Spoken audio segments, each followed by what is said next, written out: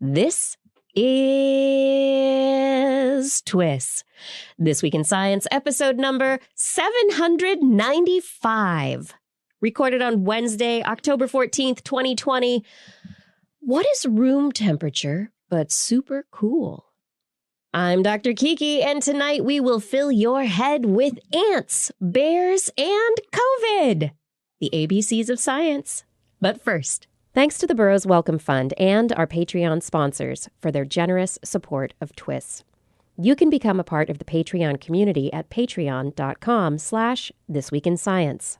Disclaimer, disclaimer, disclaimer. Whatever you think about the state of the world, keep in mind that the world of today is but the yesterday of tomorrow. And what is left to say about the world of tomorrow that hasn't already been said? For one thing, there have always been those that think things might get better. Optimists. And of course, there are always those that think things will get worse. Pessimists. And depending on which one you listen to more, you are more likely to think one way or the other. And depending on what state of the world you happen to be tracking, you are probably going to be right or wrong, or maybe even both. CDs aren't going to last. Vinyl has a better sound than digital.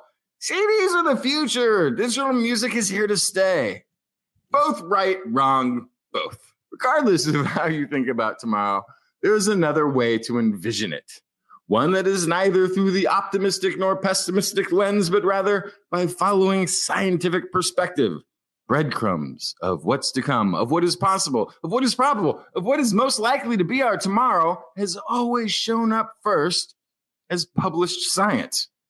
And the best way to catch a glimpse of that world of tomorrow is right here on This Week in Science. Coming up next. I've got the kind of mind that can't get enough. I want to learn everything. I want to fill it all up with new discoveries that happen every day of the week. There's only one place to go to find the knowledge I seek. I want to know what's happening. What's happening? What's happening this week in science? What's happening? What's happening? What's happening this week in science? Good science to you, Kiki and Blair. And a good science to you too, Justin, Blair, and everyone out there. Welcome to another episode of This Week in Science. We're back. We're back with all the science that you are looking forward to because you've been looking forward to the science since last week, because that's what we do. We come back every week to talk about the sciencey things, ABCs of science. I have fishy smells, fluorescent bears, and potentially negative positive selection. Okay, it's going to have to suss that out with the double negative. That's a lot of words. Later. Yeah. It's a lot of words in a row. Work that out, everyone. Justin, what do you have for us? I've got systematic racism, skin circuits, COVID-spiracies, and how a pandemic kept the Paris Climate Accord promise. Oh, I can't wait to hear about that. Blair, what's the Animal Corner got in store? I have some bee guts. I have some really smart ants. And I have a real quick story about kind birds. Oh, I always knew they were so kind. I love them so much. Yes, I saw this story and I thought, I wonder if Blair's bringing this story. And I went to go put a story into our rundown, and there it was. There it was. You better believe it. Oh, yes. All right, everyone, let's kindly dive into this show. But before we do, I want to remind you that if you have not yet subscribed to This Week in Science, you can find us all places that podcasts are found: Stitcher, Spreaker, TuneIn, Radio.com, Apple, Google, Spotify. All the places. Go look there. Look for This Week in Science. You can also do the same on YouTube and Facebook, or look at our website, TWIS.org. Okay, let's do this science thing. Are you both ready for some scientific action? Superconductive. What? Temperature is no longer a limiting factor when it comes to superconductors. Wait, what? Well, it is, but not less so. They've broken a barrier. Scientists, physicists, publishing in Nature, researchers from the University of Rochester, New York, have created the world's first room temperature superconductor. Again? World's first room temperature. I know. Like really room temperature. Oh. Yeah. Okay. So superconductors conduct electricity without any resistance. It's like the electricity just flows, man, and it encounters no resistance. There's no draw on the electrical flow. Very efficient stuff. The idea of room temperature has been something researchers have been after for a very, very long time. Because normally they're doing it when it's super, super cold, right? Because then there's not all the jiggly, jangly, knockety around atom activity stuff going on. Exactly. And magnetic fields and atomic interactions, they're all very important for the superconduction to take place. And so, yeah, it's usually sub-zero temperatures we're talking about. But no, 15 degrees Celsius, which is the equivalent of a very, very balmy 59 degrees Fahrenheit. Yeah, that's not bad. It's not terrible. I mean, that is a very cold room temperature. It's a normal day in San Francisco. Yeah, I was going to say. Superconductivity while wearing a jacket. Yes. So all it takes to create this new room temperature superconductor is a few atoms of carbon, hydrogen, and sulfur squeezed at 203 degrees Kelvin and 155 gigapascals of pressure between two diamonds with a laser. Oh, okay. Yeah. Yeah. And when that pressure, which is over 2 million times atmospheric pressure. Yeah. It's a lot of pressure, these gigapascals. When that pressure happens just right, the atoms just go chemistry magic. And they do their thing, and they turn into a superconductor, and the electricity just flows. But they have absolutely no idea what the final molecular conformation is. So if somebody were to ask these researchers, well, like in their paper, so what does this superconductor material look like? They don't know. It just happens. It's under such intense conditions still, while at room temperature, that they still have more investigation to do, but that room temperature barrier has been broken. So from now, it's investigating the structure and moving forward to decrease that pressure a little bit to make us live in a superconductor world. Practically make one in your kitchen. Practically. Just take a couple of wedding rings, little kid's laser pointer. Totally can do it. Yeah. Someday. Someday. Okay, Justin, did you have a story that's going to not be fun to talk about? No, I have none of my stories aren't fun to talk about. Okay. The first one I got is racism. It's that thing that we often think about in American society these days in terms of police. Mm-hmm. As in racist police officers being bad actors in society, specifically when it comes to Black citizens. While the anti-racism protests have been oddly countered by people claiming that they are pro-police, which is interesting because it's a different argument than the thing that's being protested. Sort of like saying that you don't want cockroaches in your cereal, and then having somebody else go, oh, no, you don't like cereal? Cereal's awesome. Why do you hate cereal? And you're like, no, it's the cockroaches that are getting into the cereal that are the problem. And then so anyway, there are people who apparently like cereal, whether or not it has cockroaches in it. They don't seem to care. Examination of police departments in major U.S. cities by management professors at the Indiana University Kelley School of Business, which sounds like an interesting place for this to come from, right? Found that it may not just be individual officers on the beat who are acting from a place of bias, but the actual police departments themselves. So now you have the closed box. Within that closed box of cereal that has not been opened, no cockroaches can get into it, no interactions in society. There's still cockroach feces. Apparently, they consistently found that black officers were more frequently disciplined for misconduct than white officers, despite an essentially equal number of allegations being leveled, and this included allegations of severe misconduct. Quoting from the paper itself, from the research, we found a consistent pattern of racial differences in the formal recording of disciplinary actions in 3 different major metropolitan cities, Chicago, Philadelphia, and Los Angeles. Our results showed that black officers were more likely to have recorded cases of misconduct, despite there being no difference between black and white officers in the number of allegations made against them. It is impossible to know whether these differences are due to racial bias versus some other unmeasured factors. However, it is noteworthy that the pattern of results is in line with what theories of racial bias would predict, and with evidence of racial disparities in punishment in other settings. In other settings, meaning the previous studies that have shown that black people are more likely to be charged, more likely to get the maximum charges by prosecutors, see higher discipline rates in schools. I think we talked about a little over a year ago, the 2.5 times more likely to be shot by police. The fact that they're and the number is not just slightly more too. They are disciplined more than twice as often as white officers, which does fall in line with all the other statistics across other segments of society when discipline is involved in differences in racial.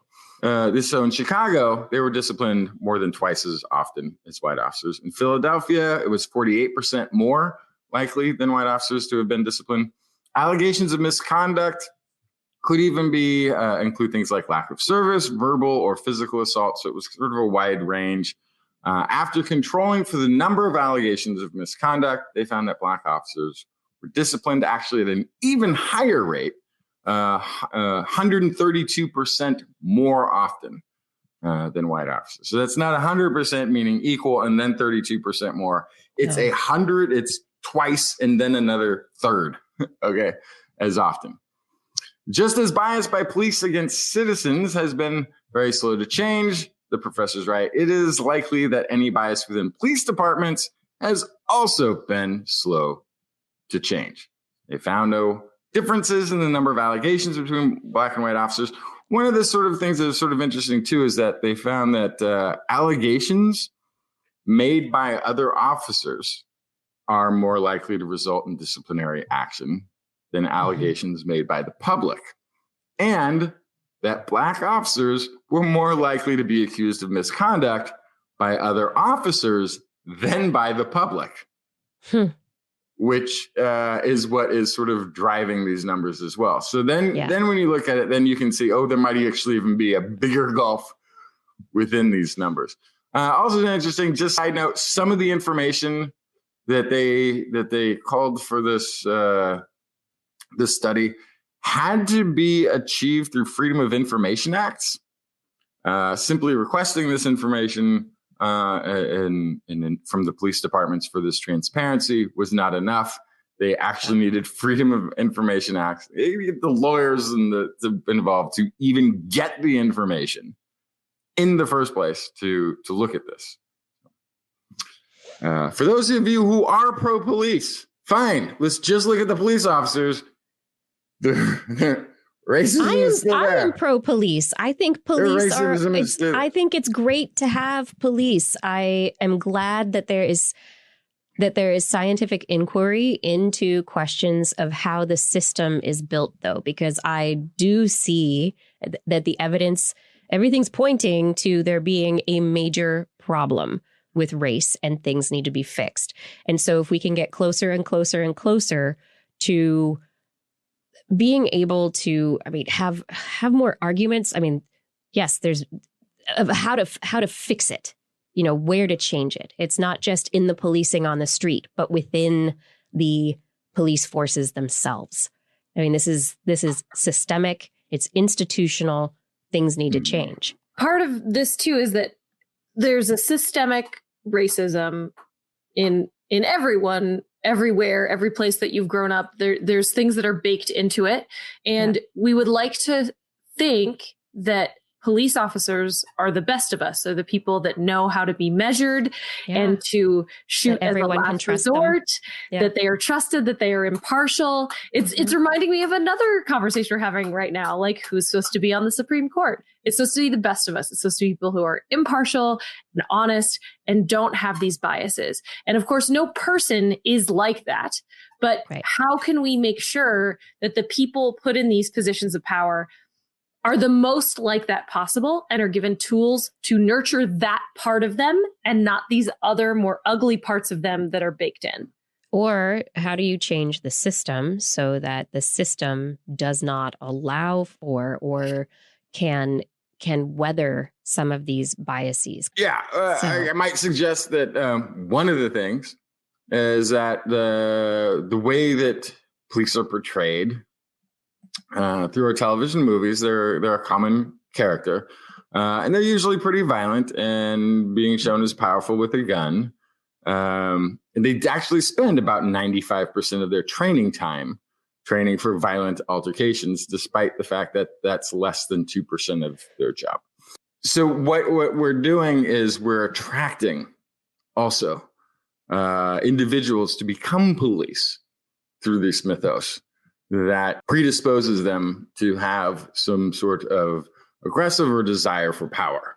I think it's important if we showed policing as more of the Columbos of the world, if anybody remembers this police officer show, as more of the thoughtful reasoning, question asking, maybe more in the lines of, they interact more with the homeless than they do violent criminals. They interact more with people with mental illness than they do with violent criminals. If we showed that, it doesn't maybe make for as exciting television, but you might attract more people who do want to be honest brokers of law and who do want to, what was the show and with the whistling? Protectors of the people. Just, protectors of the people. There to support people and business. Like you be there in the neighborhood. Your friendly neighborhood police officer who helps you out. We don't show that. So it shouldn't be a surprise that we have militarized police departments. But also this one, when I was saying pro-police, it's in the argument of course, whether the police are acting racistly within our society and whether you just want good, you believe the police are fine despite them being racist. The point is the racism is affecting police officers and their careers. So if you do truly care about police officers, know that they are also suffering from this racist environment. That's a great point. That it needs to change. All right. Now that we've talked about these problems, let's talk about some kindness and sharing. Yes. Blair. So, we've all been there. We've tried to encourage maybe another individual to share, to be generous, to show empathy for someone else who has less, if that's a toddler or a friend or a relative. But this recent study that was with Utrecht University in the Netherlands, University of Vienna, and Swedish Lund University. I hope I did okay. I don't think they have the...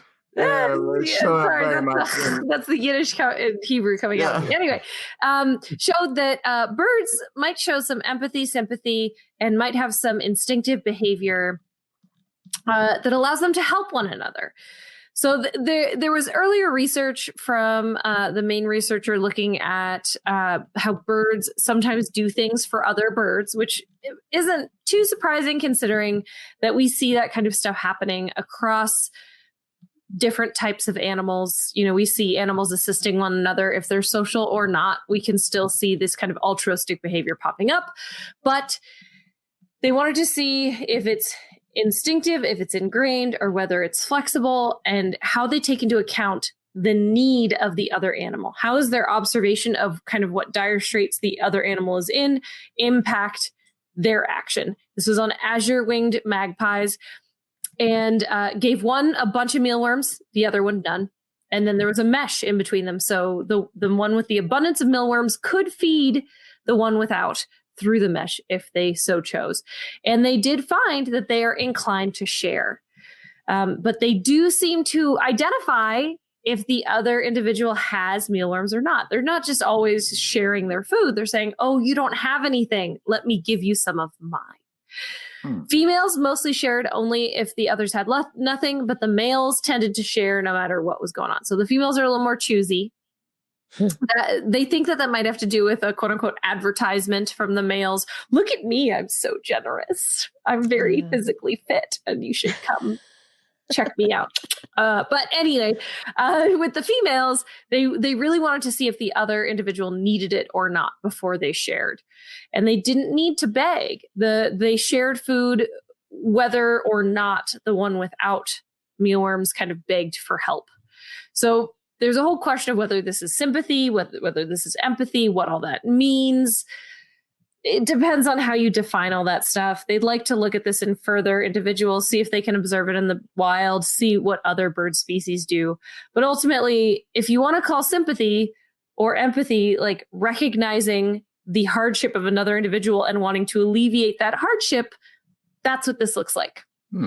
That's really interesting. I mean, it's a huge question about social animals to begin with. You know, what maintains that sociality? What kind of relationships do they have where they give to each other or don't? We know vampire bats do with regurgitation, which is so interesting because that's life or death. Just regurgitated blood. Well, just a little. I'll give you a little taste of the blood I ate today. Yes. Yes. Yeah, it's so interesting to think that other birds would. Now, the magpies, these azure-winged magpies. Now, I'm just wondering, in terms of passerines, these are smart birds. These are smart social birds. These aren't like little tiny bush tits or warblers. These are bigger brained. They're probably a bit more complex in their social behaviors, but I don't know. I would love to see other social animals tested in a similar way to see how it turns out. Yeah, totally. And I would love to also see if these are birds that were raised together in the lab, if they're physically related, genetically related. So these are all things that I would then wonder is, at what point do you care or not care? Because I think that's really what empathy is, right? If it's kind of boiling it down back to the selfish gene of your success is my success of my genes, then it's kind of old school altruism that we've seen before. But if it doesn't matter if they know this individual or if they're related, then I think it fits better into this empathy category. Yeah. So Florida scrub jays are a social breeding species where you'll have offspring of parents helping to raise the next generation because they haven't left the flock and they haven't moved on to find their own mates. And it is more advantageous to them genetically to help rear their parents' offspring because they're related. And that's a definite genetic benefit. But when it comes to, something like this, with the bats, they're in the same cave, right? But they don't necessarily have to be related. So I don't know. Yeah, different stories for different species. It would be very interesting to work that one out. Definitely. Very cool. Very cool. Mm-hmm. All right, moving from birds, let's jump into fish. Fishy smells, that is. Can the two of you smell when, like, the fish smell? Like when you go to the... Definitely. I can smell the fish down the hall, for sure. Justin, can you smell fishy smells? As of today, I can't smell anything. Not today. No, I'm kidding. I'm kidding. They're making fun of me. They used to call me saying I had COVID earlier. No, yes. So like a fish market, hits me from halfway down the city. I have to say though, as someone who enjoys eating fish, I don't hate it. It's not like an assault on the senses. Right. It is to me. It is to me like that. Like I like walking down to Fisherman's Wharf in San Francisco, or that fish market that was in Seattle, kind of a thing. I'm like, yeah, if I actually just grew up by the sea, I probably wouldn't eat fish. No, I think you would. You'd be used to it. But see, Fada in the chat room he really brought up the thing. You know what I cannot handle? When someone puts fish in the microwave at work. That smells terrible. Oh. Why would you do that? Yeah. That's bad for Because, everyone. fish But doesn't smell really moving fishy. into the 5 science. minutes on fish smell. Just- What do you have to tell us? You catch a It's fish. genetic. It's genetic. How bad that fishy smell smells to you, your aversion to the fishy smell, it's genetic. Oh, Researchers wow. looked at those Icelanders and looked at their genome for mutations in olfactory genes, in olfactory receptor genes specifically. And they found there's one particular variant for a gene called TAR, TAAR, TAR5. And when it is mutated just the right way, people don't smell the fishy smells as much. They don't get to smell it as much. They don't find it as aversive. So there's a reduction in their scenting of fish. Additionally, they found another gene variant, variant P lyse 233 ASN in gene OR6C70. Yes, if you are a geneticist, you are loving these letters and numbers put together. What this gene does is it changes your ability to smell cinnamon. And there's another variant in there as well in the same gene family that also changes your ability to smell licorice. Oh, the licorice smell. The licorice smell, yes. So these are the molecules that are specifically involved for the fish smell are trimethylamine. And so this TAR5 gene reduces affinity for trimethylamine. The OR6C70 gene changes the ability to smell transanethol, which is also in fennel and licorice root and all sorts of licoricey smelling things. And also the cinnamon gene is an increased affinity for trans-cinnamaldehyde, which is the scent of cinnamon. So I might have extra ones of those genes because if there's even a hint of cinnamon, I'll pick it up. I will absolutely smell. Cinnamon. I cannot stand it. To me, it's the same smell as burnt hair, human hair. Like if you've ever Interesting. it's the same thing. I think I might have been in a past life like some sort of insect that liked bark, and then I got to the cinnamon tree, and it was because it's poison. It's to you, it's right. It's an insecticide, and to you, it's also not great for you. And so, it's wonderful that you can smell it. And only thing I don't like about Christmas. Right. It's the only thing I don't like about Christmas. But in general, for results like this to be able to determine that these specific mutations change our ability to either to smell these things at all, so diminish or enhance function, or to change tolerance for certain compounds in the air. It's, this is all it's all genetics. And it's really interesting that we can tie such very important smells. These are big smells, fish, licorice, cinnamon, that we can tie that to genetic variants. Mm-hmm. Well, they're tied to locations, right? So that kind of makes sense. Yes. Yeah. Cool. Tell me about some tattoos, Justin. So it's not tattoos, but this is more like henna. Like where you can just sort of draw it on and then wash it off later. This is printing sensors on skin, which has been a problem because the process of bonding these silver nanoparticles that together in order to make circuits for a sensor typically require temperatures around 572 degrees Fahrenheit, 300 degrees Celsius, which is just fine if you're a silicon chip. But you wouldn't want to try that on the back of your hand like henna. Enter Hanyu Larry Cheng, professor at the Penn State Department of Engineering, Science and Mechanics, who was published in ACS Applied Materials and Interfaces. The quotey voice. The skin surface cannot withstand such a high temperature, obviously. To get around this limitation, we proposed a sintering aid layer. So sintering is that sort of bonding, melting together process. A sintering aid layer is something that would not hurt skin and could help the material sinter together at lower temperature.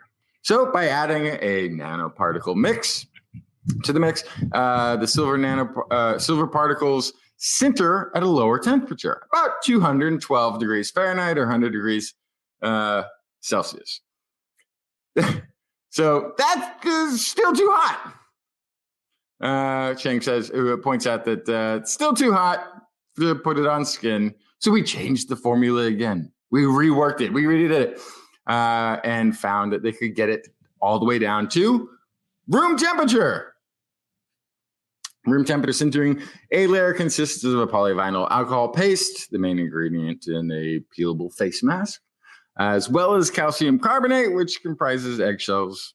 The layer reduces printing surface roughness and allows for an ultra-thin layer of metal patterns that can bend and fold while maintaining electromechanical capabilities. When the sensor is printed, researchers use an air blower, basically a hair dryer, to get it to air set. blower. Mm-hmm. And then they use it to remove some moisture that is used as a solvent for this sort of ink that they're using. Chang says the outcome is profound. We don't need to rely on heat to sinter. And so what this basically means is they can print onto your skin a sensor.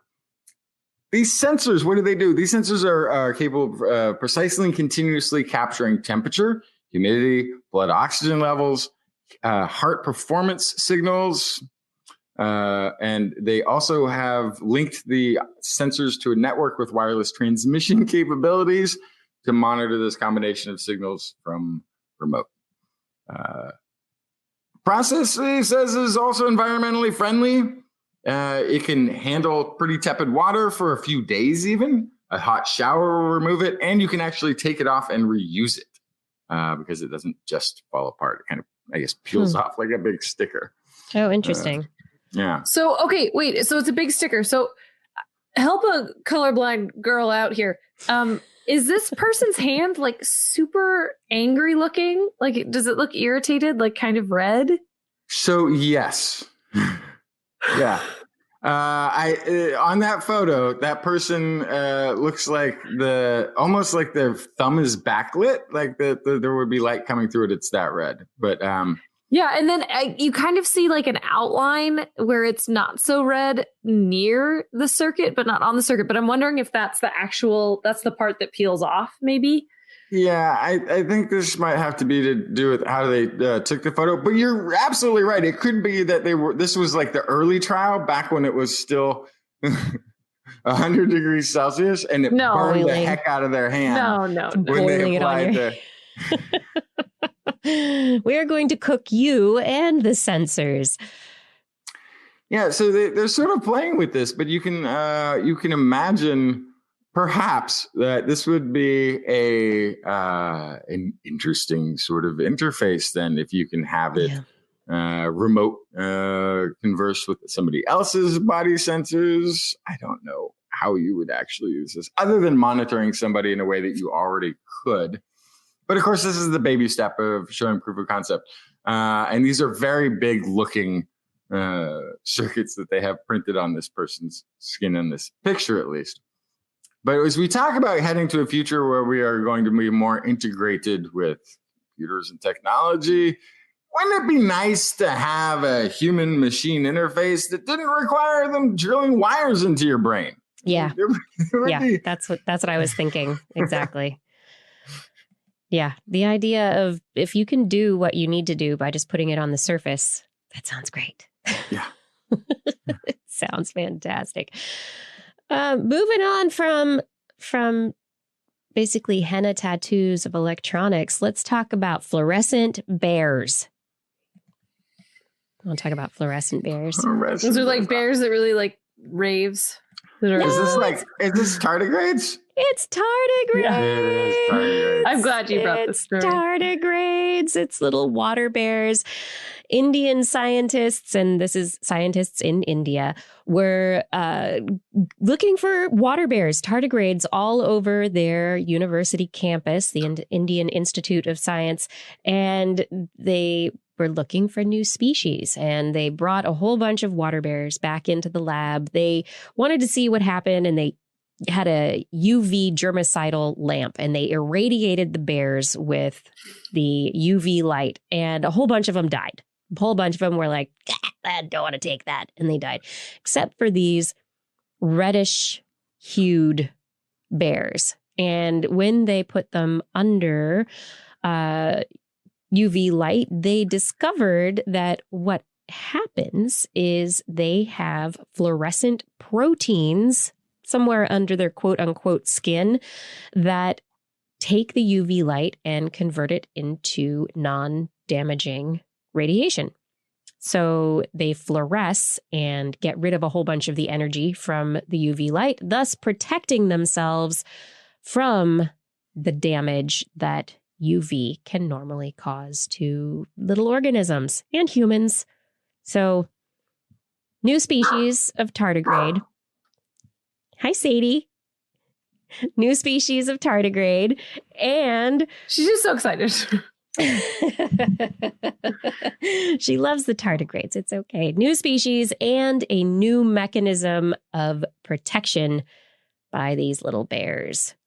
So they fluoresce blue, which is very exciting. Is there any chance that the fluorescent part is not just a byproduct of being UV resistant? Oh, that it, they don't know much about these organisms at this point in time, but they just know that they have these fluorescent pigments. And so now I guess the question is, where did it come from? Why did it get there? We don't know. Because there's lots of aquatic things that fluoresce. Yes. So it just seems like an interesting coincidence. Yeah, I mean, it could be that it happens to protect them from UV, but it's very interesting, especially when we're starting to think about how to protect organisms in outer space, if this is an additional mechanism of protection. So anyway, the scientists think it's likely that they evolved. Okay, here it says they think it's likely that the tardigrades evolved fluorescence as a way to tolerate the high UV doses that are typical in southern India. But what if they were also trying to communicate with each other? No. I think everybody's got it wrong. I don't think it's communication. There's so much water. It's like, where's the other time? Oh, one word. Tardigrades. Tardigrades. Oh, got it. Okay. Yeah, you got it. If you just tuned in, you are listening to This Week in Science. If you are interested in helping the show out, please head over to TWIS.org and take a look at our Zazzle store. We have a lot of products with the TWIS logo, and also that involved Blair's art from her annual calendar, which will be coming out soon. Woo-woo! Calendars are coming. And you can go to our Zazzle store by going to TWIS.org and buy some of our merchandise and help us out, help support TWIS. All right, it's time for the COVID update.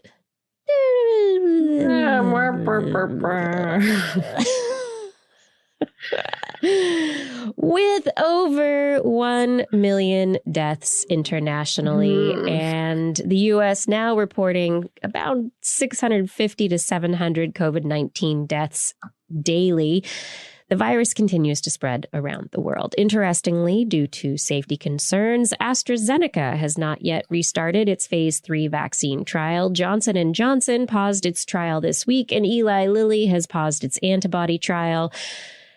And as a reminder, this is okay. This is how clinical trials work. And we shouldn't let politics or media get our hopes up about treatments before they have been fully tested and vetted for safety. I feel like this should help encourage people to know that it's going through the right due diligence. And then it's not getting pushed through, because this happens all the time. Due diligence, right? yes. So trials will stop when somebody has a bad reaction. You have to kind of assess it, figure out why, figure out if there's a high probability of it happening again, restart it again, know to monitor for these new things, right? So this is normal. So this is actually really good, because it means that things are working like they're supposed to. Yeah. And they're not barreling ahead through normal processes. Yeah. All right. Speaking of not of rooms. Yes. Speaking of rooms, the transmissibility of SARS-CoV-2, the virus that causes COVID-19, that's a big question about what kinds of environments it spreads most easily in. Where it is most viable. Big question. A new study came out in Nano Letters. Researchers looked at different environments that could potentially hold the virus. Cooler, more humid environments to warmer, drier environments, trying to get an idea of how the virus would stay lofted in the air and how far it would spread. They found that cooler, more humid environments enhance the virus's ability to spread as droplets, whereas warmer air might favor aerosols. And the results suggest this is why we potentially saw a continued spread during the summer, because the aerosol transmission, as droplets dry up, the little particles of the virus continue to stay lofted in the air, maybe within that smaller range of 1 to 2 meters. However, their results suggest that in those cooler, more humid environments, the droplets in the humid air stay lofted much, much longer and may travel a much greater distance, up to 6 meters from a source. And is this also why flu season is in the winter? It's probably similar, right? Yeah. But one of the things that they're thinking from this study of the virus in the air is that this might explain a lot of the transmission at meat packing plants because of the refrigerated rooms. The refrigerated rooms are really cool and humid to keep the meat fresh, right? And so it may be the perfect environment for droplets to stay lofted or to travel the farther distance. And so maybe their final suggestion is that with this information, we might be better prepared to look at different environments and do very specific precautions in different environments based on whether or not we expect more droplet or aerosol spread. So I see this as good news, if I may, because I've been kind of freaked out about what the winter is going to do to COVID, because even people who are trying to be responsible but are still being social are doing it outside. Hopefully most of them, at least in California right now. But anyway, so that's part of it, right? Is like people can be outside. And when the winter comes and it's cold, people are going to come inside for their social events. But what we know about cloth masks is that they're pretty good at keeping droplets from moving back and forth. Not great at keeping the aerosol. Yeah. So if it's getting colder, but that's going to force people inside, but people are going to wear masks while they're inside, then actually this is kind of good to hear, because it means that despite people maybe getting closer together, if it's cold, then the masks might actually do a better job at preventing spread.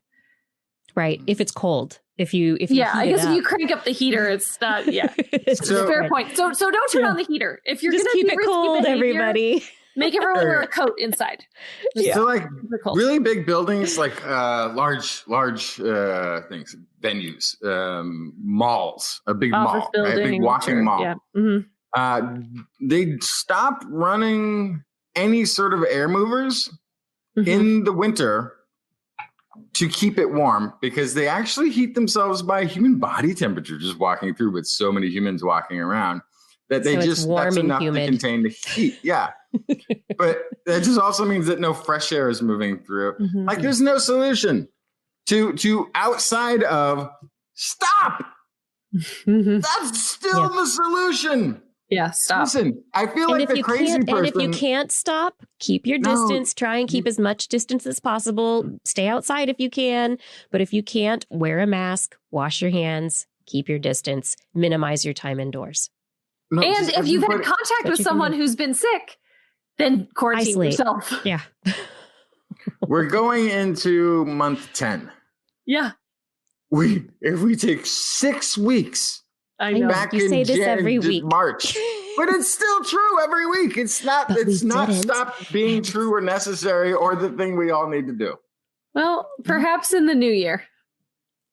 One thing that people have started doing is washing their hands more. There is data out through the CDC this week that there was a survey of people to see whether or not messaging about hand washing has changed people's behavior. And apparently, pandemic is having people wash their hands more, except for people who were involved in the food or health industries because they were already washing their hands a lot. There are two things I really hope that we keep from this pandemic. One is people properly washing their hands.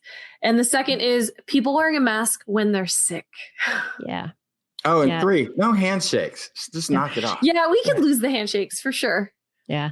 In terms of wearing masks, more data is out from another location. Again, CDC this week released data from Arizona that supports the use of social distancing measures to control the spread of COVID-19. Definite correlation with mask mandate measures and the reduction of deaths and cases in Arizona.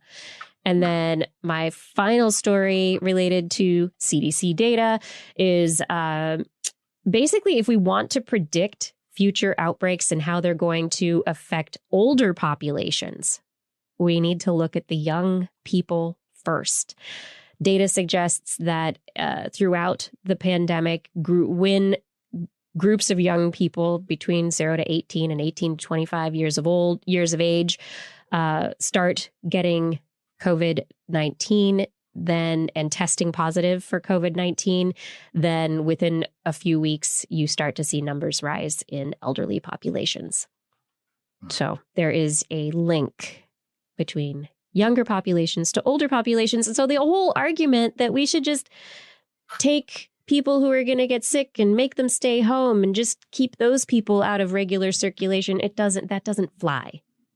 It's not going to work because this thing spreads. And we've talked before about asymptomatic spread, and pre-symptomatic spread. So, everyone, this is This Week in Science. If you want to help TWIS grow, get a friend to subscribe today. Oh, Blair. Yes. I think it's your turn. Wait, hold on. I can't start yet. Hold on. Nope. Wait, I think I hear something. Do I hear something in my computer? Is it speaking to me? Is it saying something? Blair's Animal Corner with Blair. She loves our creatures, great and small. Biped, millipede, no pet at all. You want to hear about animals? She's your girl. Except for giant pandas and squirrels. There's Animal Corner. Yeah, Blair. Oh, I have a lovely story sent to me by a fan of the show, Justin Jackson, about gut bacteria in bees. Actually, I texted Justin earlier today, asked if he found any good animal stories, and sent this right over. It was a winner. So this is a very appropriate story for. Why are you texting Justin for animal stories? There's a whole story. Remember how last week Justin was like, I didn't find very much. I was like, I found so much stuff. Well, I had that problem this week. I only found a few that were interesting. I was like, that's so funny. I'm having the opposite experience this week. He sent me this right away. So anyway. So this is a very appropriate story for Justin to have sent in because it's about bee microbiomes. So we know that something really important to honeybees is being able to tell who is a part of their group and who is not. Because it turns out with honeybees, there are kind of intruder bees, other honeybees that will come in the fall when plants stop producing nectar and everyone's kind of stored up all of their honey for the winter. And they will rob other colonies of their honey. And if they're able to come in and rob honey, then they will go back to their own nests and say, hey, they're really bad at guarding their honey over there. Oh, no. Go raid their place. So then they'll just raid this other beehive. And that beehive will end up starving if they can't make it through the winter. So there's a lot of pressure to be able to have proper bee bouncers, as I think of them, to be able to tell who belongs in the hive and who does not. And so for a very long time, the assumption was that this was all based on cuticular hydrocarbons, or CHCs, in their skin that had a particular chemical signal. This is true. However, the thought was that this was based in their genetics, because all of the bees in a colony are related. But this new study finds that their CHC profile is actually dependent on their microbiome.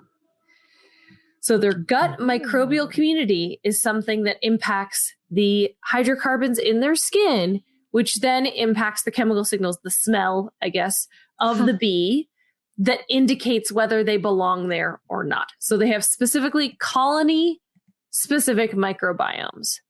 Wow. So not genetic. It's not bugs. genetic. It would make sense that their microbiome would share, because if I may just remind everyone, how do honeybees pass nectar from one another throughout the colony? Oh, that's right.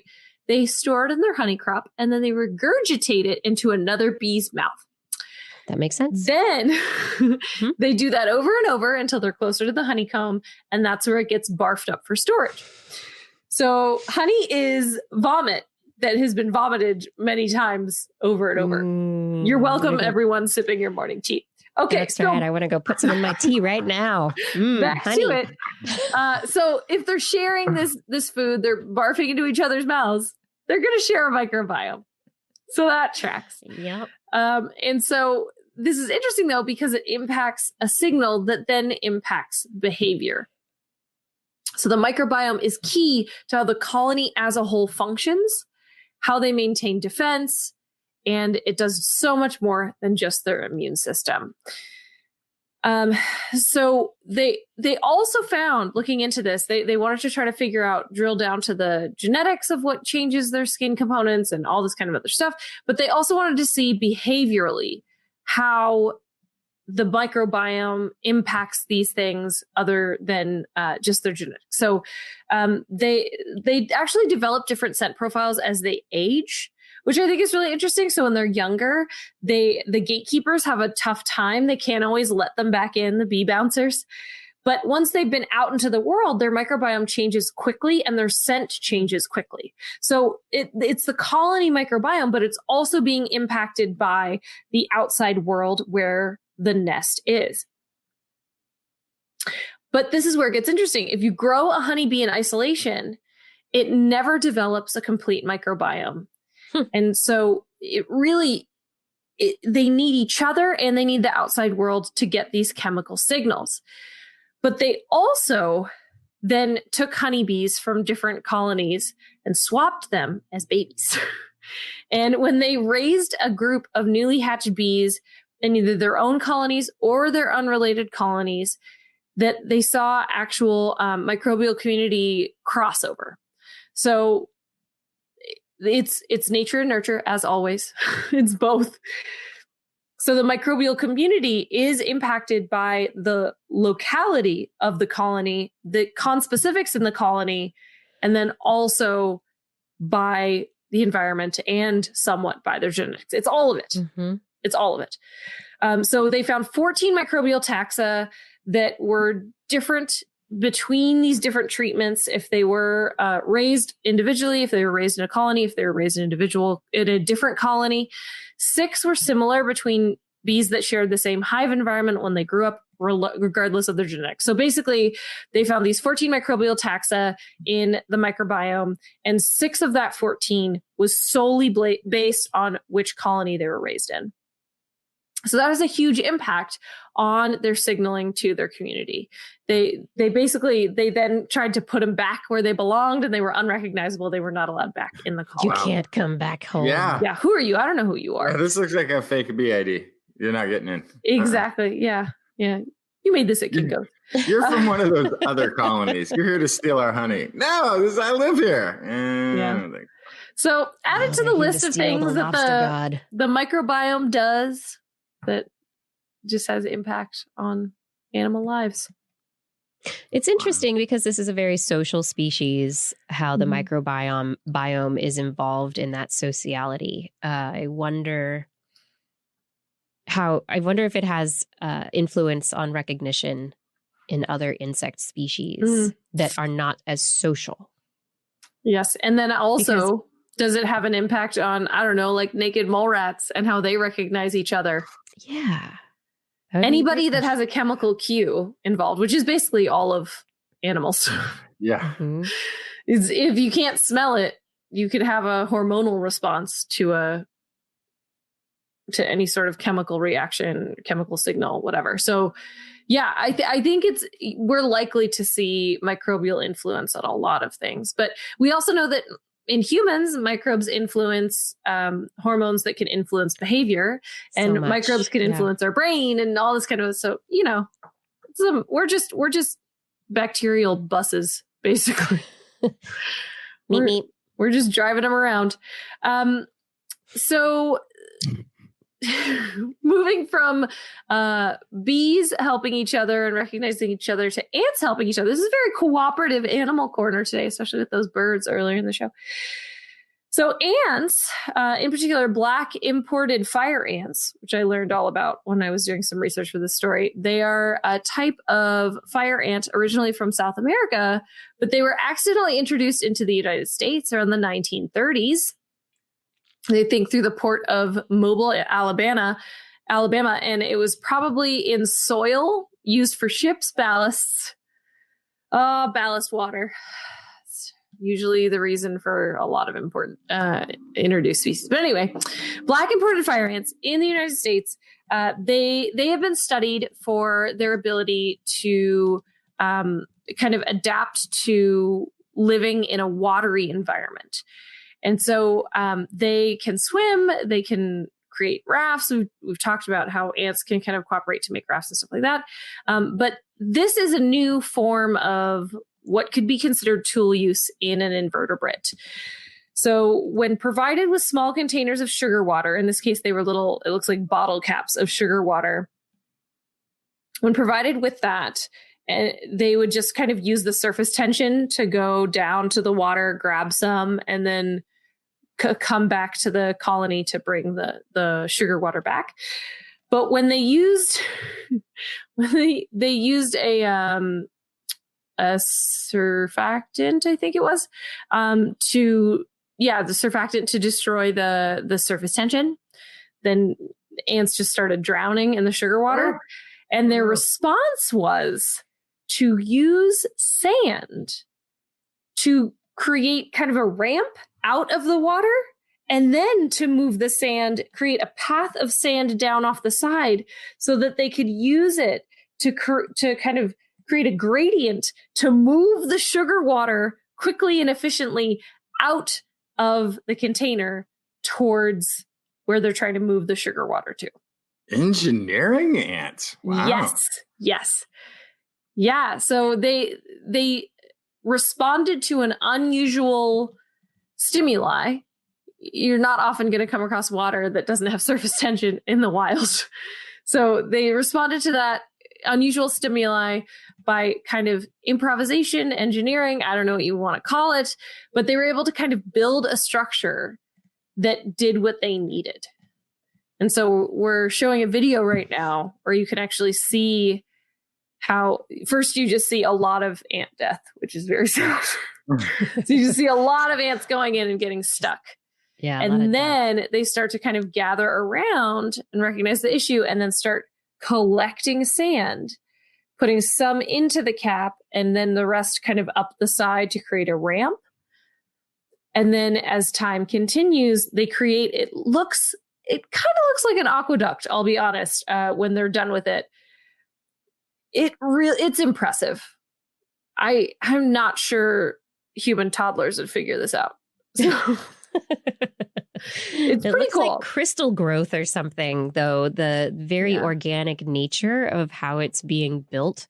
Totally. Yeah. Is, there's obviously some kind of instruction. They seem like little, I don't know, little computer bits that they have their instruction. They're following their instruction, and they are, making a program run. But what's also interesting is this is like high speed, what do you call it? Time lapse imagery showing this being built. You can really pick out the loafer ants. Because all the ants are sort of here, then they're gone. They're moving around so fast. And then every once in a while there's an ant that's just there through it all. Maybe they almost drowned. Maybe they need a tick. Maybe they need to catch their breath. So after 5 minutes, they actually siphoned almost half of the sugar water out of these little containers.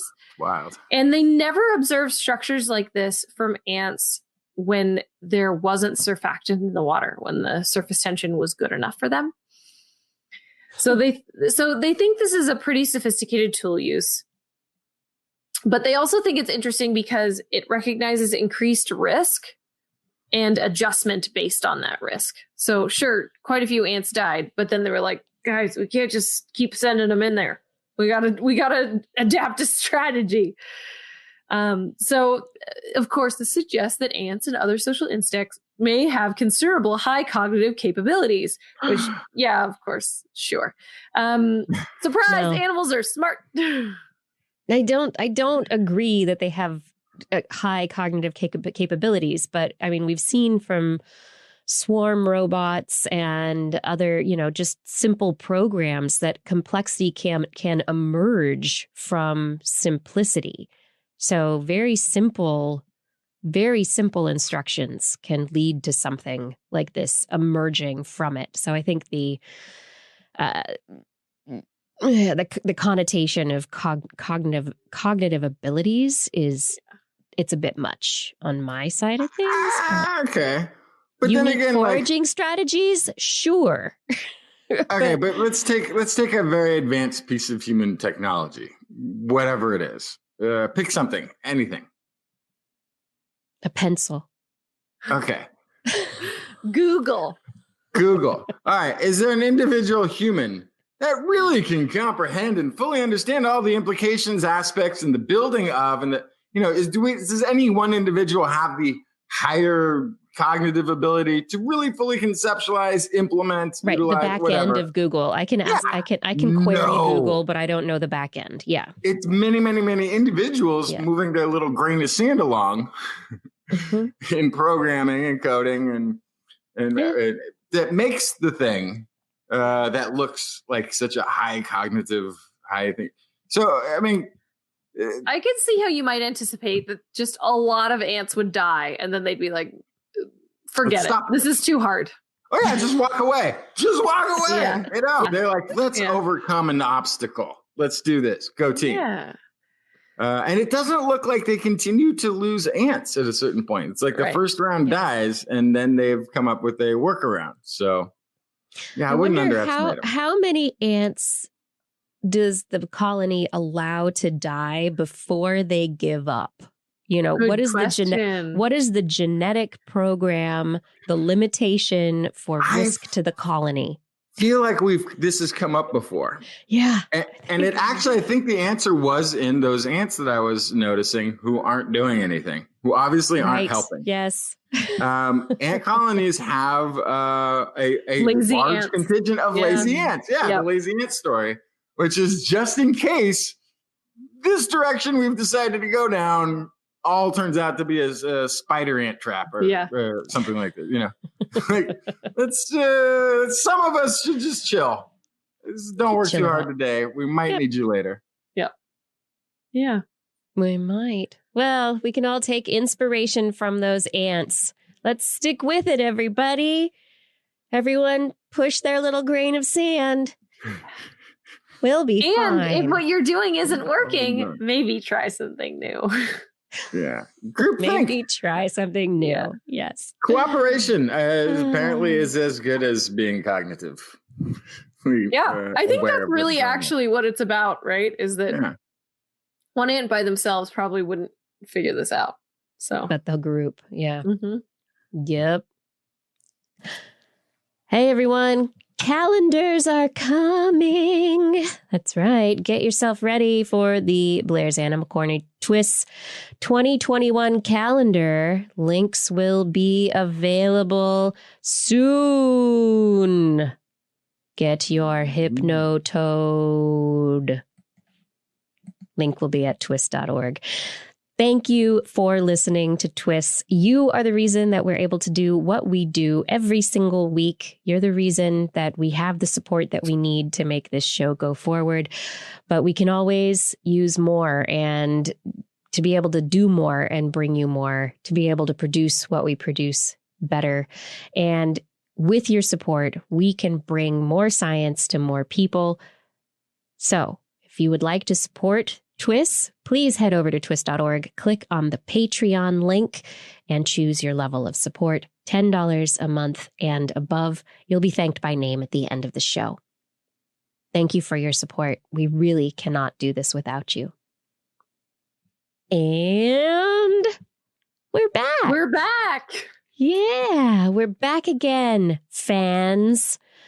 I'm saying that for those of you who are listening to the podcast because Blair is fanning herself. I am. It's hot warm. It's hot in San Francisco. All right, let's talk about some evolution. Let's talk about a really cool study that I found this week that just kind of made me stop and go, what? This is so neat. Researchers at EMBL Heidelberg. EMBL is the European Microbiology Molecular Biology Laboratory. They have been looking at the expression pattern of proteins in fruit flies. And the expression pattern of proteins in fruit flies is dictated by the transcription translation of genes. Those genes are regulated by what are called enhancers, little bits of DNA, little sequences that and either tell the transcription mechanism to do more, and upregulate and make lots of protein, or to make less, or to start at a different place or stop at an earlier location. So these enhancers really change the way that transcription and then protein expression actually occurs. And it's kind of been thought that enhancers, they influence biodiversity, but exactly how influential they are has been underestimated. So these researchers at EMBL, they got together with a group at Genelia Research Campus and the Advanced Light Microscopy Facility at EMBL to build a robot. They built a robot that was responsible for taking care of little baby fly embryos. So you have a robot managing the fly embryos that are being developed in the study and automating a microscope pipeline to take little images of the little mutated flies as they're developing. So basically they built a robot scientist to do the study for them. But in the study, it really could only be done now with the technology that we have because of the high throughput nature of this study. They created more than 700 completely unique, randomly generated mutations within a single enhancer that goes and affects a gene. So these 700 mutations, they are very specific point mutations in these little sequences of DNA that then go tell proteins how to be expressed. What they found is that it was basically like watching evolution take place. The researcher, Timothy Fuqua, graduate student working on the study, says, our study shows that what we have known about enhancers was oversimplified. It shows we have to study enhancers at much greater detail than ever before. They were able to find that even simple point mutations. They said, whenever we changed a single letter of the enhancer DNA sequence, we created a significant change to the pattern of gene expression that it drove. We also found that almost all mutations to the enhancer alter the gene expression pattern in multiple ways. For example, one mutation controls not only where the expression pattern is within the fly, but also when and how much of the gene is expressed. And so looking very deeply at how these enhancers affect the distribution of proteins in the fruit fly is starting to lead to some really interesting understanding of not just fruit fly development, but how genes are regulated during development and how these enhancers play a role in that. But it's just really interesting to think about, changing one mutation at a time. They also found that certain mutations were likely to happen with certain probabilities. And so they really were playing evolution. They were doing little randomized mutations to see what they did. Very cool. Yeah. Yeah. So it's just in flies, but we start with our fly models and our robot scientist and eventually move up to see how some of the things that we learn there affect genetics at a more complex level in mammals. But this also gives us insight into what happened before we got here, how evolution even, what is the raw material for evolution, right? For natural selection. What is that raw material?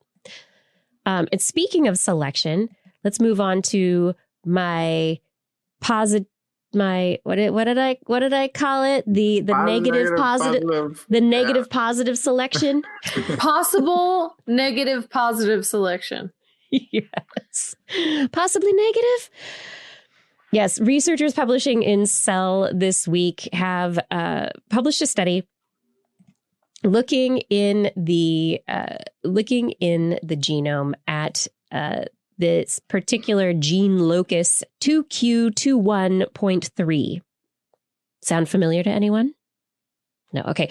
This locus is the gene that holds, or this is the genetic sequence that holds the gene for lactase. This is the locus responsible for our ability to digest milk. Some people got it and some people don't, but it has been very positively selected for since the advent of ranching cows, of starting to drink milk in a more dietary sense when we became less nomadic and settled down. So over several thousand years, it has rapidly spread through a large proportion, especially of Northern European descent individuals, and has positively influenced that aspect of digestion. Now, and of here's course, the kicker. this is the natural selection of the past that I believe took place, which is everybody started drinking milk, and they slowly pushed out those that became flatulent as a result. Right. Yes. It's very slowly. You have to sleep outside. Yeah, Go That's who outside. got Not it. getting into the Outside. longhouse. Who got eaten? All right. So they looked at this particular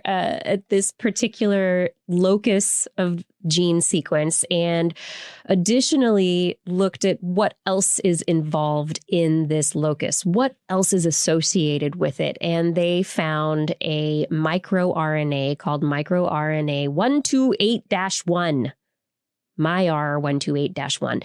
Now, it's located in the center of this positively selected locus.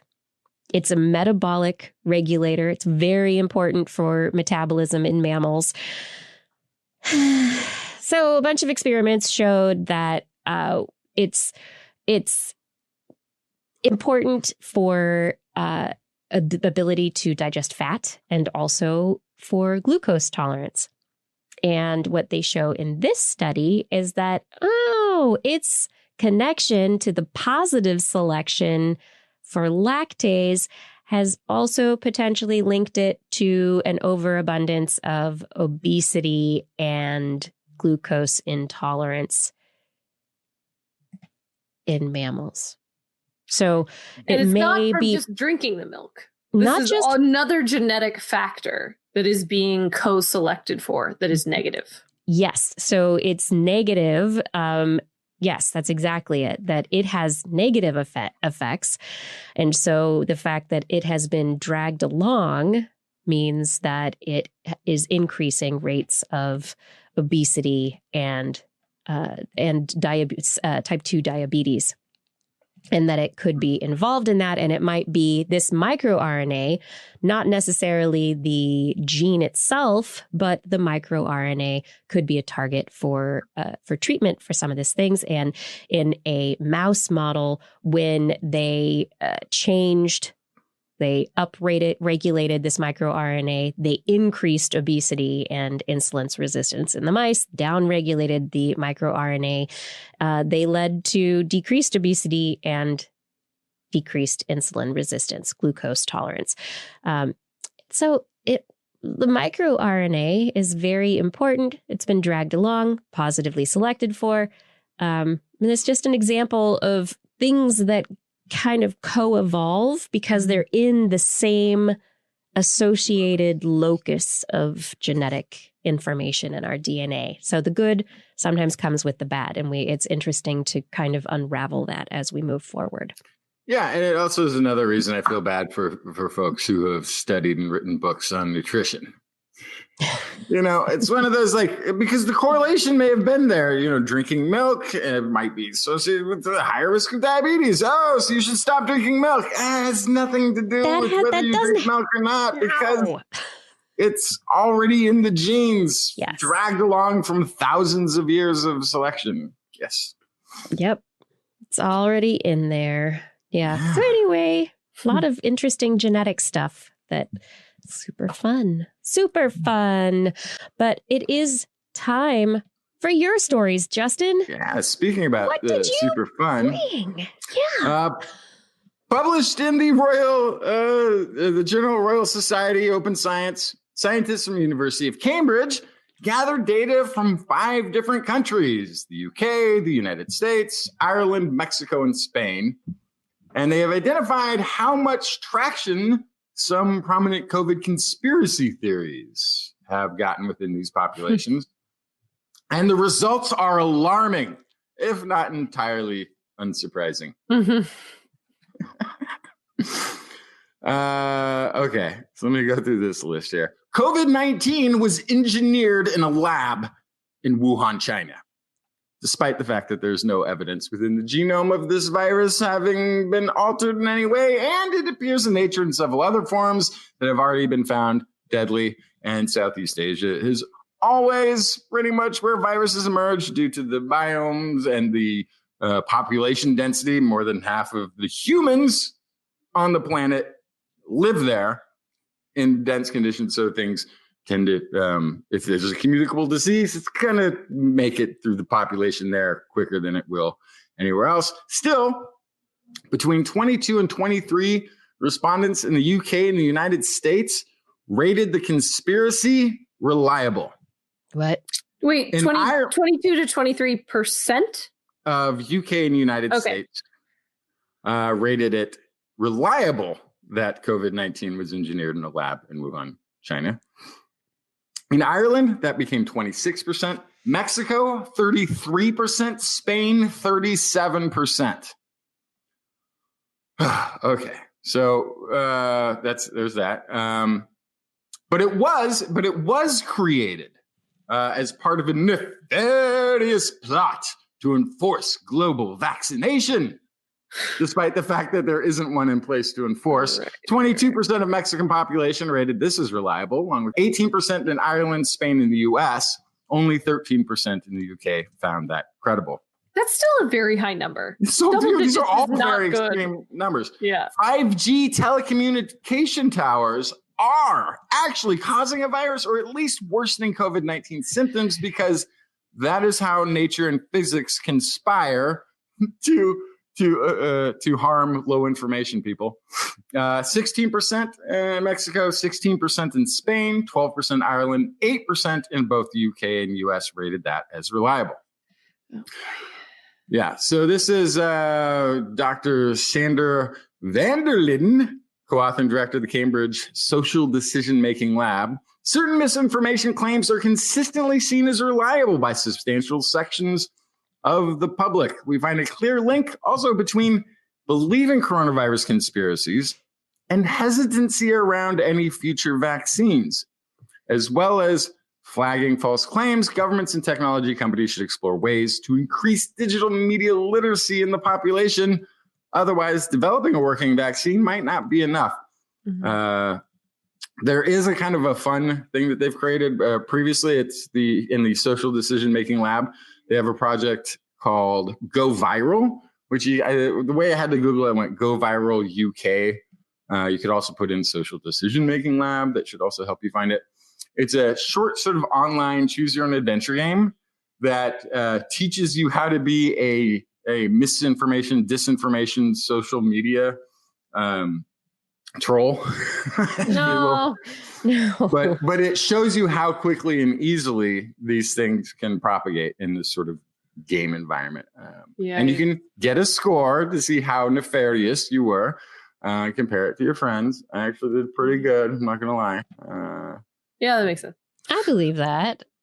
So some of the interesting things here, they had as part of this survey a numeracy or a math test, some math tasks that they gave their respondents first before they went on with the declaring things and levels of trust.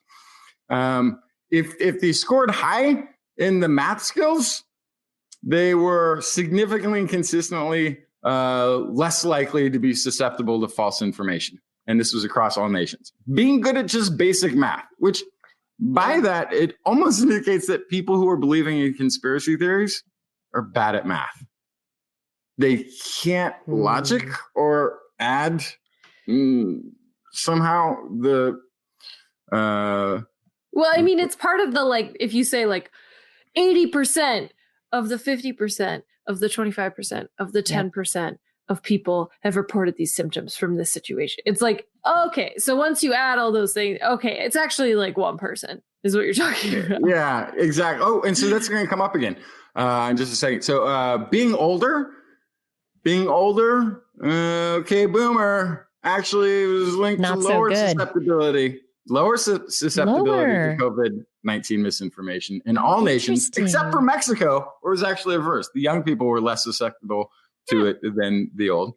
Identifying as more right-wing, politically conservative, was associated with higher likelihood of believing COVID-19 conspiracies and falsehoods in Spain, Mexico, and Ireland, but not in the US and the UK. It was, which I found surprising, seeing as how there seems to be this left-right issue of mask wearing in the United States. It seems the conspiracy theories seem like a huge part of right-wing talking points and theology right now, or ideology right now. But maybe that's the 80% of the 50% of the 20% of the 4% of kind of a thing. It might be that even though these are proliferating in the media, all of these views from the right wing in this country, the actual beliefs of people don't reflect that. And that those ideals are actually fringe thinking in the United States, as they don't even show up as a blip in this survey, at least. Trusting that politicians can handle the crisis predicted a higher likelihood of buying into conspiracies in Mexico, Spain, and the United States. So the more you trust the government to handle it, the more you also believe in the conspiracy theories, which is interesting since at least one of them, I think, it sounds like it's a government conspiracy.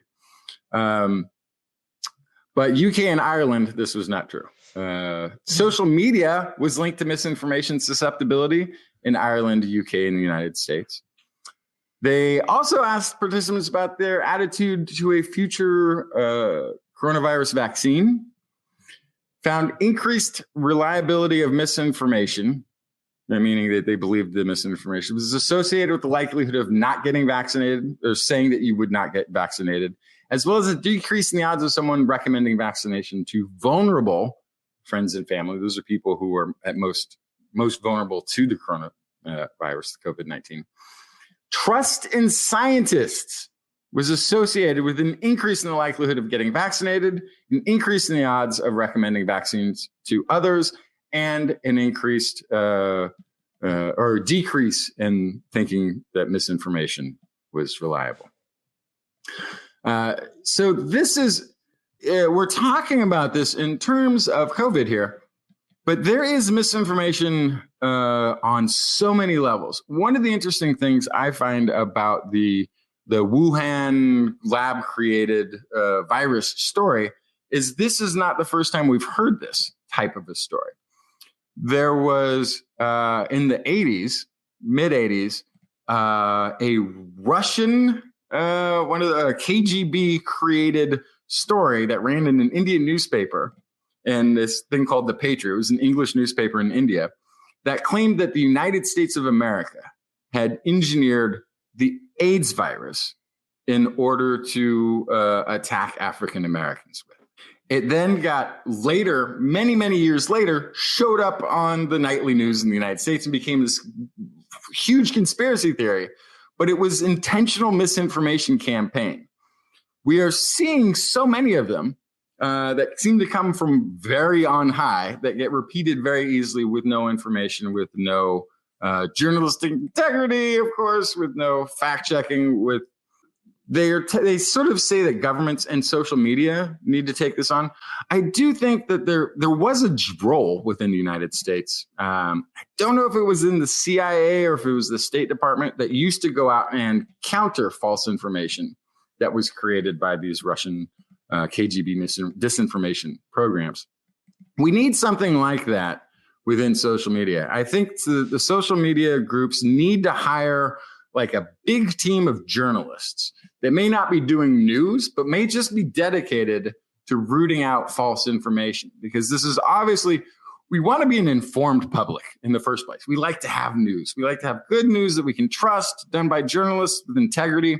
But at this point, in this information age, it's just as important to have journalists working full time at weeding out bad information, because there is such a proliferation of it, and it is harmful, and it is dangerous, and it is something that needs to be tackled. We probably need this everywhere at this point, and it should be an incorporated department within every social media company. It needs to be a department that our governments are actually focused on. We don't want governments in charge of our information, but we do need a vetting process for all the bad information that now exists that people have access to. My last story, also a COVID story, says here, COVID-19 poses the most immediate threat to human health at the moment. The first half of 2020 saw a tremendous decline in CO2 emissions. Yay! Woohoo! Good job, pandemic. Yeah, researchers found that in the first 6 months of 2020, 8.8% less carbon dioxide was emitted than in that same period in 2019, which is a decrease of 1,551 million tons of carbon dioxide into the atmosphere. In April, when major countries were in that full-on shutdown mode, emissions declined by a whopping 16.9%. Study published in the latest issue of Nature Communications. Kind of shows a couple of interesting things. Ground transportation was the greatest reduction. All the working from home, or maybe just not having a job. CO2 emissions decreased by 40% worldwide from this sector. The power sector, energy production, was down 22%. Industry production of CO2 down 17%. The residential sector, what do you think happened there? Up. Actually, it was down a bit too. It dropped by 3%. Interesting. Yeah, well, they know why. largely because it was an abnormally warm winter in the northern hemisphere. So thanks People to didn't global have warming, to use their heating and heaters. energy consumption was decreased, despite the fact that people were staying at home more. Oh no! What's also kind of cool is they had these estimates were based on a wide array of data, but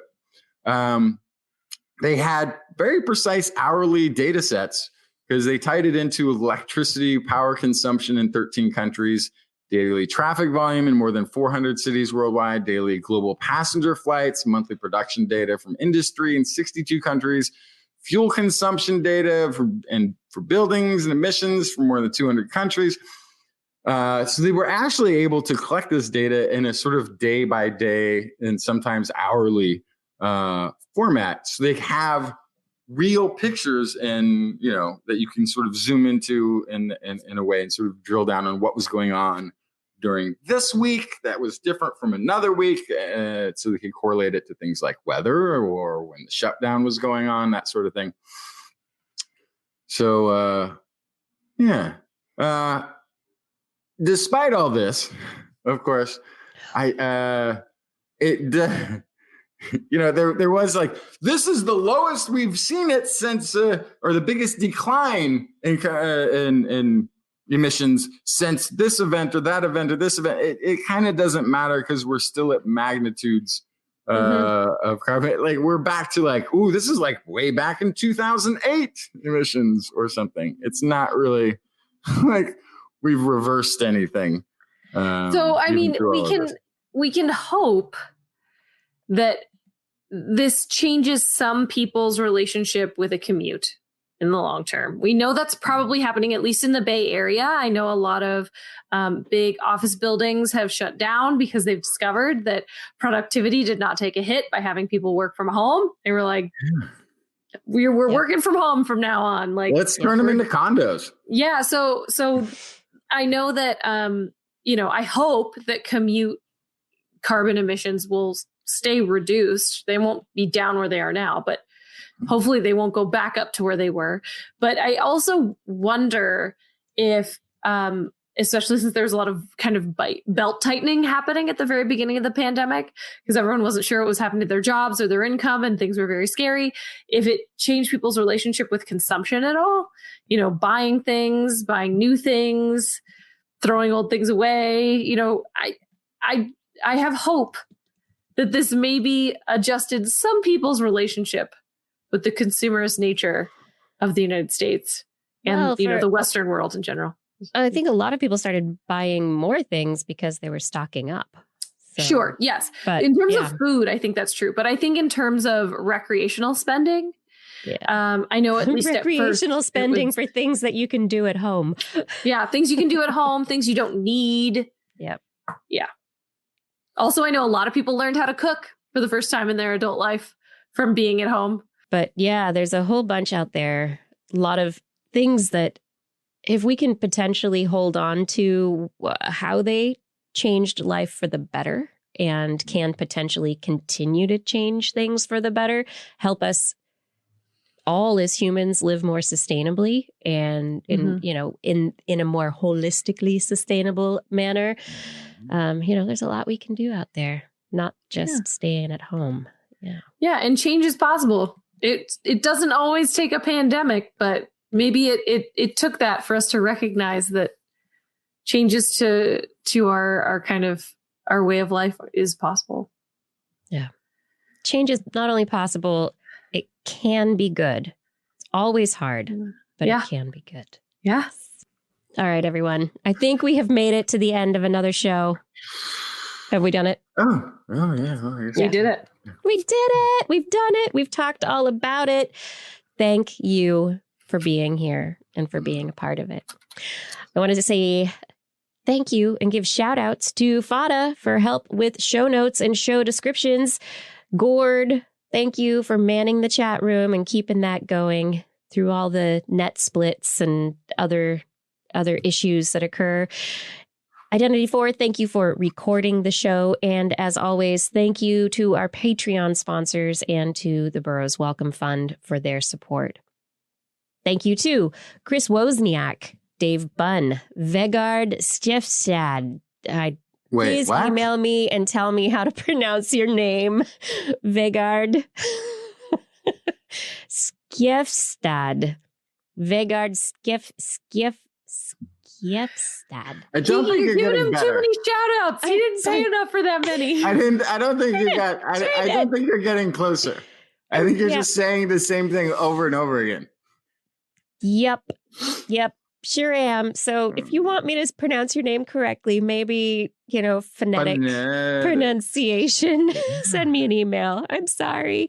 Hal Snyder, Donathan Stiles, a.k.a. Don Stylo, John Scioli, Guillaume, John Lee, Ali Coffin, Maddie Perrin, Gaurav Sharma, Mike Shoemaker, Sarah Forfar, Donald Mundis, Stephen Albaran, Daryl Myshak, Stu Pollock, Andrew Swanson, Fred S. 104, Corinne Benton, Sky Luke, Paul Ronovich, Ben Bignell, Kevin Reardon, Noodles, Jack, Brian Carrington, Matt Bass, Joshua Fury, Sean and Nina Lamb, John McKee, Greg Riley, Mark Hessenflow, Jane Tellier, Steve Leisman, Ken Hayes, Howard Tan, Christopher Rappin, Richard, Brendan Minish, Melazond, Johnny Gridley, Flying Out, Richard Porter, Christopher Dreyer, Mark Massaros, Artyom, Greg Briggs, John Atwood, Melania is a Russian super spy, Rudy Garcia, Dave Wilkinson, Rodney Lewis, Paul, Matt Sutter, Philip Shane, Kurt Larson, Craig Landon, Mountain Sloth, Jim Drapeau, Sarah Chavez, Alex Wilson, John Ratnaswamy, Sue Doster, Jason Olds, Dave Neighbor, Matthew Litwin, Eric Knapp, E.O., Kevin Parachan, Aaron Luthen, Steve DeBell, Bob Calder, Marjorie, Paul Stanton, Paul W. Stanton, Paul D. Disney, Patrick Pecoraro, Ben Rothig, Gary S., Tony Steele, Ulysses Adkins, Brian Condren, Jason Roberts, and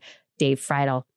Thank you for all of your support on Patreon. And if any of you out there would like me to say random words at the end of the podcast, you too can support us on Patreon and put whatever name. I don't know what I'm asking for it right now, aren't I? It has to be G-rated. It has to be G-rated, please. Yes. Yeah, I think there have to be limits. That's right. On next week's show, our guest will be Josiah Zahner. He has joined us before. Oh, he will join us again. We'll be back next week. I will be back next week. Blair and Justin will not. So, yeah, most likely. Most likely. So, Justin, even though you're not going to be here, where can everyone find us next week? Next week, the show will still be Wednesday at 8 p.m. Pacific time, broadcasting live from YouTube, Facebook, and wherever else. TWIS is twis.org/live, if that's your preference. You can look for us at the other places. What other places? If you want to listen instead of watch, you can search for This Week in Science wherever podcasts are found. So you can figure it out. You guys are smart. If you enjoyed the show, get your friends to subscribe as well. Get them to download some podcast app on their phone. They'll never know. It'll be a happy surprise. Yeah. For information on anything you've heard here today, there are show notes, links to stories. You can peruse them on your own. They'll be available on our website, www.twis.org. You can also sign up for our newsletter. You can also contact us directly. Email Kirsten at thisweekinscience.com, Justin at twistminion@gmail.com, or me, Blair, at blairbaz@twis.org. Just be sure to put TWIS, TWIS, into the subject line, or your email will definitely get spam filtered to the bottom of a container of sugar water with surfactant, so there will be no service tension. Sorry. And there will be lots of ants. Yeah. If swimming with dead ants isn't your thing, you can also hit us up on Twitter, where we are at TWIS Science, at Dr. Kiki, at Jacksonfly, and at Blair's Menagerie. We love your feedback. If there's a topic you would like us to cover or address, a suggestion for an interview, a haiku that comes to you in the night, please let us know. We'll be back here next week in spirit, but Kiki will be here for real. And we hope you join us again for more great science news. If you've learned anything from the show, remember, it's all in your head. This Week in Science. This Week in Science. This Week in Science. This Week in Science, it's the end of the world. So I'm setting up shop, got my banner unfurled. It says the scientist is in, I'm gonna sell my advice. Show them how to stop the robots with a simple device. I'll reverse global warming with a wave of my hand. And all it'll cost you is a couple of grand. 'Cause this week's is coming your way. So everybody listen to what I say. I use the scientific method for all that it's worth, and I'll broadcast my opinion all over the earth. 'Cause it's This Week in Science. This Week in Science. This Week in Science. Science. Science. This Week in Science. This Week in Science. This Week in Science. Science. Science. Science. I've got one disclaimer, and it shouldn't be news, that what I say may not represent your views, but I've done the calculations and I've got a plan. If you listen to the science, you may just yet understand that we're not trying to threaten your philosophy. We're just trying to save the world from jeopardy. Jeopardy. Jeopardy. And This Week in Science is coming your way. So everybody listen to everything we say, and if you use our method instead of rolling a die, we may rid the world of toxoplasma gondii. 'Cause it's This Week in Science. This Week in Science.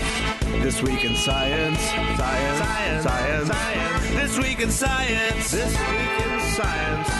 This Week in Science. Science. Science. Science.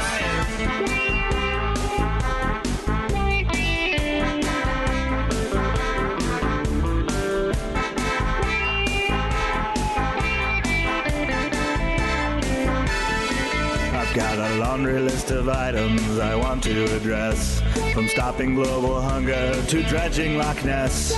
I'm trying to promote more rational thought, and I'll try to answer any question you've got. So how can I ever see the changes I seek when I can only set up shop 1 hour a week? This Week in Science is coming your way. You better just listen to what we say, and if you've learned anything from the words that we said, then please just remember it's all in your head. 'Cause it's This Week in Science. This Week in Science. This Week in Science. Science. Science. Science. Science. Science. This Week in Science. This Week in Science. This Week in Science. Science. Science. Science. Science. This Week in Science. This Week in Science. This Week in Science. This Week in Science. This Week in Science. This Week in Science. This Week in Science. This Week in Science.